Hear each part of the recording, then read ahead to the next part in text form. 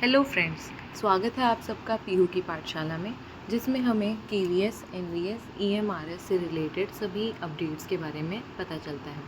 तो आज हम लोग जानेंगे कि क्या कोई चांस है हमारी वैकेंसीज बढ़ने का।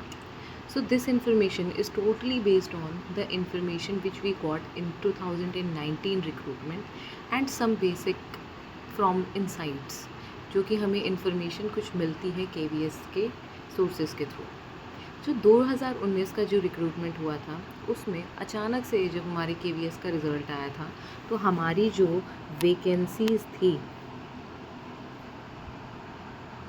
वेट फॉर अ सेकंड, हमारी जो वैकेंसीज़ थी वो ऑटोमेटिकली 5 टाइम्स बढ़ गई थी।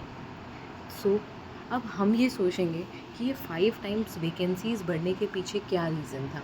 So the basic reason was LDE exam in 2019 recruitment. 2019 के रिक्रूटमेंट में LDE एग्ज़ाम हुआ था। अब इससे हमारे एग्ज़ाम के रिज़ल्ट पे क्या रिलेशन है, इसको हम लोग यहाँ पर समझेंगे। जो हमारा LDE एग्ज़ामिनेशन होता है वो एग्जिस्टिंग एम्प्लॉयज़ के लिए होता है। उनमें से जो पास कर जाते हैं उन सभी को प्रमोशन मिल जाता है। बट कुछ सीट्स ऐसी होती हैं जो कि LDE के लिए रिज़र्व होती हैं, बट लोग प्रमोट नहीं हो पाते या अपना पेपर क्लियर नहीं कर पाते। अब जब पेपर नहीं क्लियर कर पाते तो जो LDE की वैकेंसीज़ बची होती हैं, ये सभी वैकेंसीज़ कन्वर्ट कर दी जाती हैं न्यू रिक्रूटमेंट में। और अब जो न्यू रिक्रूटमेंट की वैकेंसीज़ होंगी वो ऑटोमेटिकली क्या कर जाएंगी, इंक्रीज़ कर जाएंगी। So this is the basic reason behind the delay in our exam result.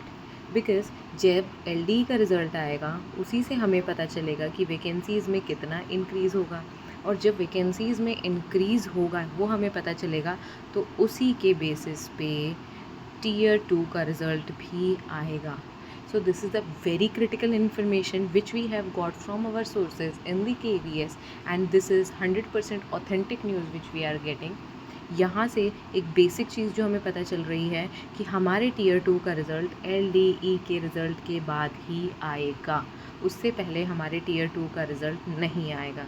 So stay tuned with our channel and we will give you the exclusive information related to the KVS NVS exam, and do subscribe and like the video. Thank you.